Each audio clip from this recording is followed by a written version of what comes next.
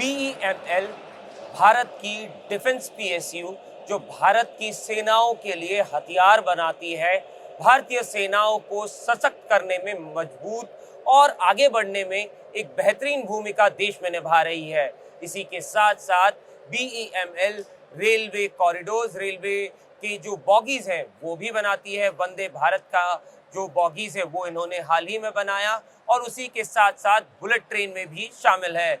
उसी के बारे में बात करने के लिए हमारे साथ हैं BEML के CMD शांतनु रॉय। सर जी बिजनेस में आपका स्वागत है।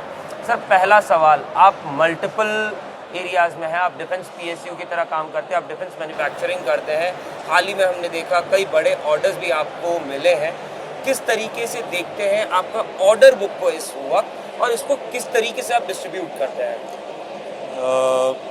ये तो आप सीधे नंबर्स पे आ गए। नंबर्स पे तो मैं भी थोड़े दिन बाद जी बिजनेस से फिर बात करूंगा, पर हमारा ऑर्डर बुक लगभग 16,000 करोड़ का है और इस साल में 2 से 2,500 करोड़ के आसपास ऑर्डर फर्दर आ जाएंगे और इसमें मेजॉरिटी हमारा रेल मेट्रो का है, उसके बाद डिफेंस है, फिर माइनिंग कंस्ट्रक्शन है।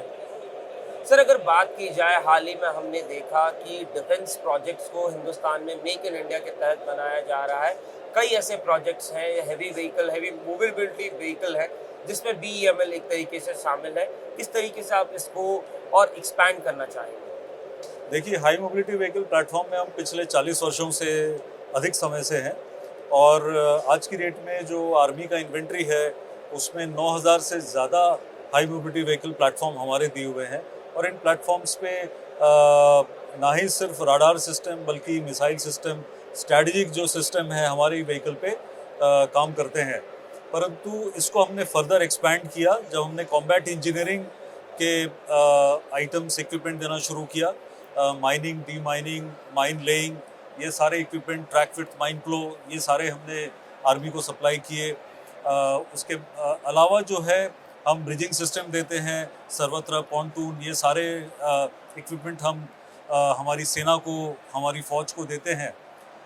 अब हम जो एक्सपेंशन कर रहे हैं, एक्सपेंशन हमारा है पूरा इन्फेंट्री कॉम्बैट व्हीकल की तरफ, इन्फेंट्री कॉम्बैट की तरफ, जिसमें कि आगे आने वाले समय में जो भी व्हील्ड या ट्रैक्ड जो भी आवश्यकता आएगी हमारे आर्म फोर्सेस के लिए, हम उस पर जाएंगे। दूसरा, अगर आप देखेंगे तो हमारी जो सेना है वो 3 भागों में बटी हुई है, जल, स्थल और वायु। तो स्थल में जो लैंड सिस्टम है उसमें तो हम बहुत स्ट्रांग हैं, लेकिन हमने जो है जल में या नेवी में काम नहीं किया था। तो पिछले साल अक्टूबर के महीने से हम लोग नेवी के साथ बहुत क्लोजली काम कर रहे हैं और काम करते हुए पिछले 1 से 1.5 वर्ष के अंतराल के अंदर हमने कुछ बहुत अच्छे एग्रीगेट जो कि आज की डेट में इंपोर्ट हो रहे हैं उसके इंडिजनाइजेशन में हमने काम करना शुरू किया है। हमने डिपार्टमेंट ऑफ मरीन इंजीनियरिंग के साथ एक MOU साइन किया, हमने गोवा शिपयार्ड के साथ एक MOU साइन किया, हमने माज़गान डॉक्स के साथ एक MOU साइन किया।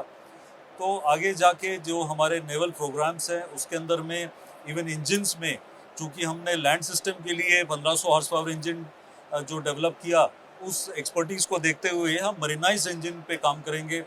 अभी एरो शो के अंदर ही हमने STX कोरिया के साथ MOU साइन किया।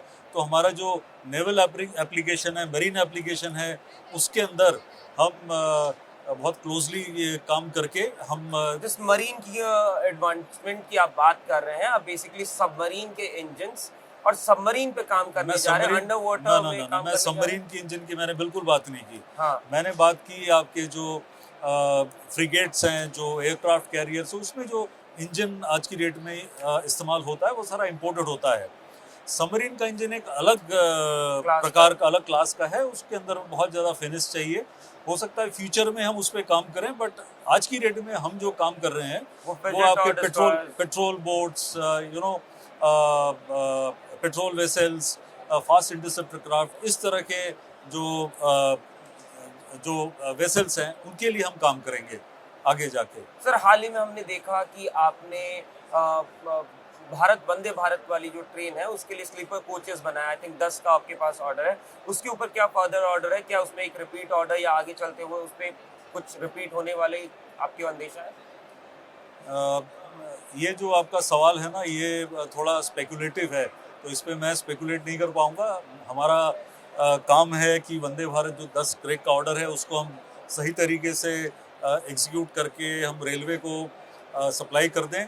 और मुझे आपको ये बताते हुए खुशी हो रही कि जो पहला वंदे भारत स्लीपर है उसमें जितने ट्रायल होने थे, ऑसिलेशन ट्रायल होने थे, वो सारे सक्सेसफुली हो चुके हैं। अभी हम वेट कर रहे हैं CCRS इंस्पेक्शन का। वो जब हो जाएगा उसके बाद तुरंत ये जो ट्रेन है ये कॉमर्शियल ऑपरेशन के लिए तैयार हो जाएगा। आगे रेलवे को अगर लगता है कि BML के साथ कुछ वैल्यू ऐड कर सकते हैं, BML को फर्दर ऑर्डर देके, तो हमें खुशी होगी कि और भी ऑर्डर हम रेलवे के लिए एग्जीक्यूट करें। रेलवे की बात कर रही है हम लोग, तो बुलेट ट्रेन कहीं नहीं, बिना बात किए उसकी बात कंप्लीट नहीं हो सकती। BML उसमें भी शामिल है। किस तरीके से आप इस प्रोजेक्ट को आगे बढ़ते हुए देख रहे हैं? क्या आपके BML की तरफ से किस तरीके की सक्सेस आप यहाँ पे नोटिस कर पा रहे हैं? देखिए, बुलेट ट्रेन जो प्रोजेक्ट है ये काफ़ी एस्पिरेशनल प्रोजेक्ट है और ये कोलैबोरेटिव अप्रोच में BML, ICF, national high speed rail corporation, Indian railway सब लोग मिलके कर रहे हैं हम लोग। और ये अभी डिज़ाइन स्टेज पे है। इस तरह का ट्रेन जो है पहली बार इंडिया में कोई इंडियन कंपनी बनाएगी और इसकी IP राइट हमारे पास होगी, ये हमारी सबसे बड़ी उपलब्धि होगी। तो अभी काफ़ी समय है इसमें, जब समय आएगा आपसे इस बारे में और शेयर करेंगे। अभी तो इस पे डिज़ाइन पे काम चल रहा है। सर, बात की जाए इसरो के साथ, आपने कई सारे काम किए, हमारे पीछे उसका एक रेप्लिका मॉडल है। इसरो के साथ कौन कौन से प्रोजेक्ट्स पे आप काम कर रहे हैं और इसी के साथ साथ आप उसको किस लेवल तक और एक्सपैंड करने की सोच रहे हैं? इसरो के साथ में हमने ऑलरेडी जो है उनके LVM प्रोग्राम के लिए बहुत सारे स्ट्रक्चर्स वगैरह हमने इसरो को सप्लाई किए और आगे भी कर रहे हैं। हमारे पास ऑर्डर हैं। कई precision components, precision machining equipment अगर आप देखेंगे हमारे स्टॉल में, वो भी हमने डिस्प्ले किया हुआ है। वो इसरो के दूसरे स्पेस प्रोग्राम्स के लिए हम उनके साथ काम कर रहे हैं। और सिर्फ इसरो ही नहीं, हम आगे जाके एरोस्पेस में एयरबोर्न स्ट्रक्चर्स, एयर फ्रेम्स, उसके अलावा ग्राउंड सपोर्ट इक्विपमेंट, इस पर भी काम कर रहे हैं। हम बहुत जल्द LCA के फ्यूजलाज सिस्टम पे काम शुरू करेंगे। और इसके आगे जाके जो हमारा जो नेक्स्ट जेन फाइटर एयरक्राफ्ट है, हमारी एस्पिरेशन यही है BML की, उसका हम एक हिस्सा बने, चाहे वो एयरक्राफ्ट प्रोग्राम के लिए हो, चाहे वो एरो इंजन प्रोग्राम के लिए हो। और इस तरह से हम जो है हम लोग कुछ विदेशी कंपनियों से भी बात कर रहे हैं, बातचीत कर रहे हैं। और मुझे उम्मीद है कि हम लोग एरोस्पेस के क्षेत्र में बहुत बड़ा योगदान कर पाएंगे। तो एरोस्पेस, नेवल मेरीटाइम, ये तो हमारे लिए दो नए क्षेत्र हैं, नए डाइवर्सिफिकेशन के एरियाज़ हैं। और हम लोग इसकी तरफ इसमें सफल होने के लिए पूर्ण चेष्टा कर रहे हैं। अगर मैं आपकी बात को समराइज करूं तो आप एरोस्पेस और नेवल के क्षेत्र में अपना एक्सपेंशन प्लान कर रहे हैं। जी जी, सर, इस बिल्कुल। पूरे डाइवर्सिफिकेशन एंड एक्सपेंशन, तो इस पूरे डाइवर्सिफिकेशन और एक्सपेंशन में टोटल कितनी लागत लगेगी जिसके लिए BML तैयार है? देखिए, लागत तो हम अभी काफ़ी लगा रहे हैं और वो मैं सिर्फ एरोस्पेस और नेवल के लिए नहीं कर रहा। अभी हमारा सबसे बड़ा जो ध्येय है वो हमारे रोलिंग स्टॉक मैन्युफैक्चर का जो कैपेबिलिटी है उसको और हम बढ़ाना चाहते हैं। और साथ ही साथ हम जो कैपेक्स हम लगाने जा रहे हैं वो एरोस्पेस में जो हमारी एग्जिस्टिंग कैपेबिलिटी है उसको थोड़ा सा एनहांस करें। नेवल मेरीटाइम में ऑलरेडी हमारी एग्जिस्टिंग कैपेबिलिटी है। इंजन के लिए हो सकता है मुझे थोड़ा सा कैपेक्स लगाना पड़े, तो उसके लिए हम लोग तैयार हैं। सर, एक अमाउंट अगर बता सके कि एस्टिमेटेड अमाउंट सिर्फ इस सेक्टर के लिए बताना मेरे लिए मुश्किल है। ओवरऑल हाँ, मैं इतना ज़रूर बता सकता हूँ कि अगले 2 से 3 वर्ष के अंदर में हम अपने टर्नओवर का लगभग 20% जो है कैपिटल एक्सपेंशन में लगाने जा रहे हैं। सर, अगर बात करी जाए, एक बड़ा टारगेट जो रक्षा मंत्री ने बनाया है कि 2029 तक हम लोग 50,000 करोड़ का डिफेंस एक्सपोर्ट करेंगे। आज तक हिंदुस्तान को डिफेंस इक्विपमेंट इंपोर्टर कहा जाता था, लेकिन हम एक्सपोर्ट कर रहे हैं। हमने हाल ही में 21,000 करोड़ का एक्सपोर्ट कंप्लीट किया। BML DPSU होने के नाते आपके क्या टारगेट्स हैं? आपने पिछले साल क्या अचीव किया और अगले साल का क्या टारगेट है आपका? एक्सपोर्ट एक ऐसा क्षेत्र है जहाँ पे बहुत उतार चढ़ाव होते रहते हैं।